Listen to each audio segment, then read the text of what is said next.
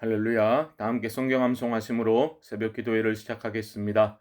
너희는 사도들과 선지자들의 터 위에 세우심을 입은 자라. 그리스도 예수께서 친히 모퉁이 돌이 되셨느니라. 그의 안에서 건물마다 서로 연결하여 주 안에서 성전이 되어 가고, 너희도 성령 안에서 하나님이 거하실 처소가 되기 위하여 그리스도 예수 안에서 함께 지어져 가느니라. 아멘. 하나님 말씀은 사사기 19장 22절로 30절의 말씀입니다. 저는 29절과 30절을 봉독하겠습니다.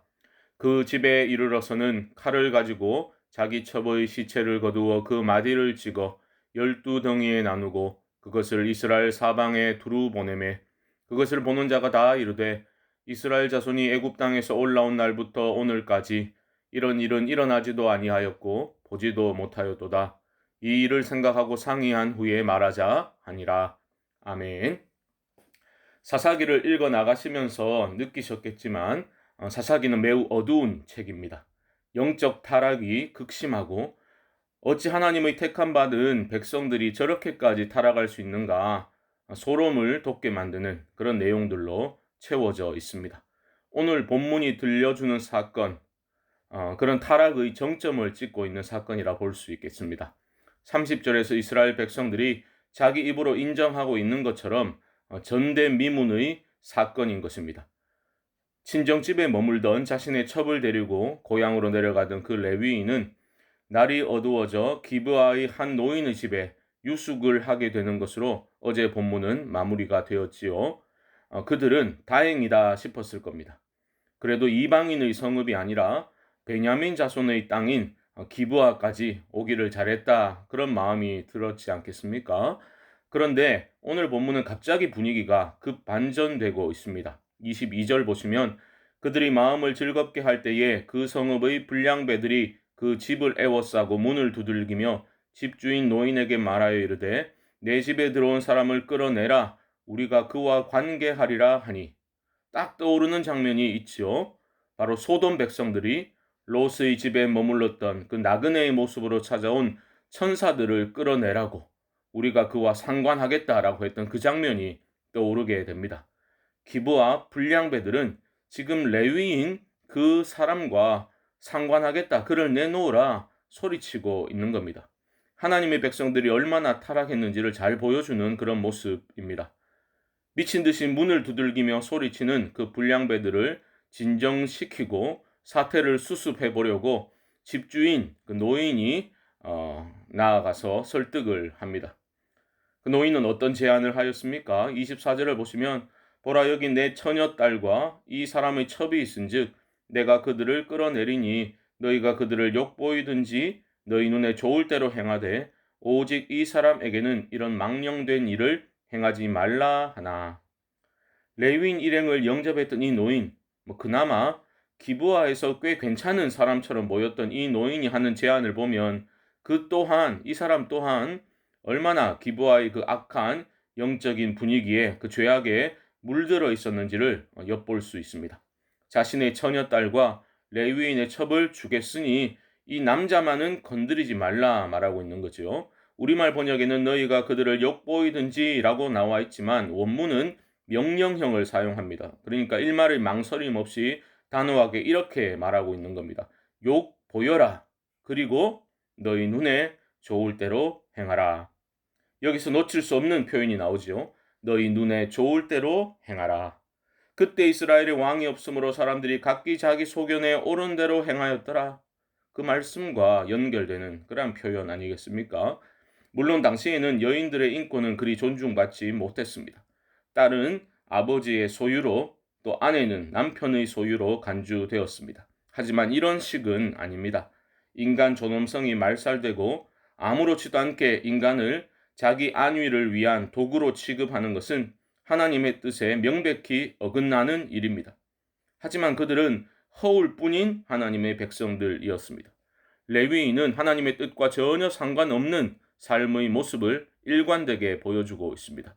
결국 강제로 레위인의 첩을 끌어내어 불량배들에게 넘겨주게 되고 그들은 밤새도록 그 여인을 능욕하다가 새벽 미명에 버려두고 떠나버렸습니다.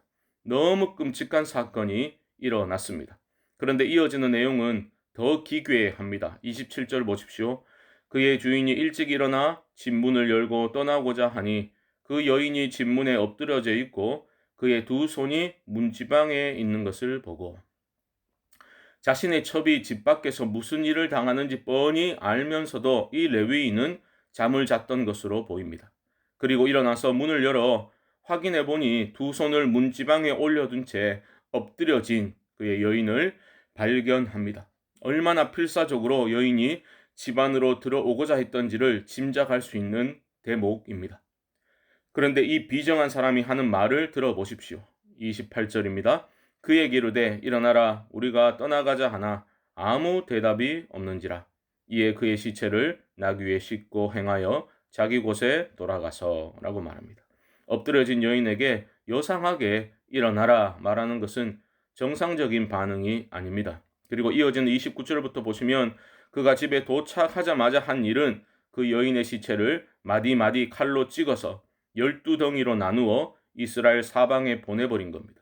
그것을 받아든 이스라엘 자손들은 이구동성으로 이렇게 말합니다. 30절 하반절 이스라엘 자손이 애굽 땅에서 올라온 날부터 오늘까지 이런 일은 일어나지도 아니하였고 보지도 못하였도다. 여러분, 이런 기괴한 사건에서 우리는 어떤 교훈을 찾을 수 있을까요? 일단 19장은 이렇게 시작합니다. 1절은 이렇게 시작합니다. 이스라엘에 왕이 없을 그때에. 여러분, 이스라엘에 정말 왕이 없었습니까? 있었습니다. 바로 하나님이 그들의 왕이시지요. 지금 하나님의 왕되심을 거부하고 인간 왕을 갈구했던 이스라엘 백성들의 모습에서 이미 관계가 틀어지기 시작한 것입니다.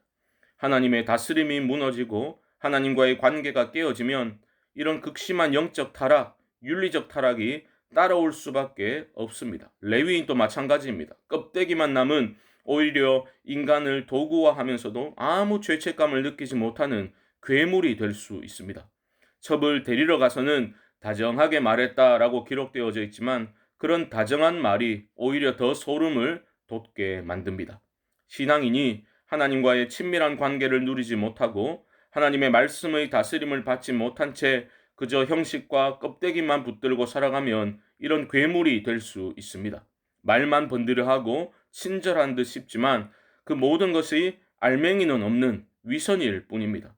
정작 상대가 사회적 약자가 절실한 도움이 필요할 때 말로만 위로하고 돕는 자들이 되고 맙니다. 이런 위선적 신앙인이 되지 않도록 하나님을 이 하루도 가까이 하시고 이 타락한 시대 정신이 아니라 하나님의 음성을 청종하는 우리 모두가 될 수 있기를 주님의 이름으로 축복합니다. 또한 인간을 도구화했던 이 비정한 레위인은 자신이 당한 피해에는 극도로 예민하게 반응하고 있는 점도 간과해서는 안 될 부분입니다. 비참한 죽음에는 전혀 동요하지 않던 그는 그 시체를 열둘러 쪼개 각 지파로 보내면서 내가 이런 피해를 당했다고 호소하고 있는 그런 모습, 사랑하는 이를 잃은 자에 대한 어떤 동정심이 아니라 철저히 자기 안위만을 생각할 줄밖에 모르는 그런 위선자를 향한 혐오가 올라오게 만들지 않습니까? 여러분, 이 하루를 살면서 나의 안위만을 위해 살지 아니하고 다른 이들의 아픔에는 무관심하면서도 나의 작은 피해에는 길길이 날뛰는 그런 모습이 아니라 연약한 자들의 아픔에 공감할 줄 아는 그런 긍휼의 마음을 회복하여 위로하며 그렇게 살아갈 수 있는 하나님의 사람들로 이 하루도 살아가시기를 주님의 이름으로 간절히 축원드립니다. 우리 합심으로 한번 기도하겠습니다. 나의 안위를 위해 살지 아니하고 연약한 이들을 위로하는 긍휼의 사람으로 이 하루도 살게 하시고 하나님의 왕되심을 내 삶의 전 영역에서 인정하며 순종하는 삶을 살게 하소서. 목요일은 교회와 가정을 위해서 기도합니다. 하나님, 우리 교회 위에 은혜를 부어주시고 부흥케 하여 주옵소서. 각 가정이 믿음의 가정으로 세워지도록 은총으로 채워 주옵소서. 코로나로 인한 어려움 극복할 수 있도록 도와주시고 한국교회가 복음의 능력을 회복케 하여 주옵소서. 이외에도 개인적인 기도의 제목을 가지고 우리 주님의 이름을 한번 부르고 기도를 시작하겠습니다. 주여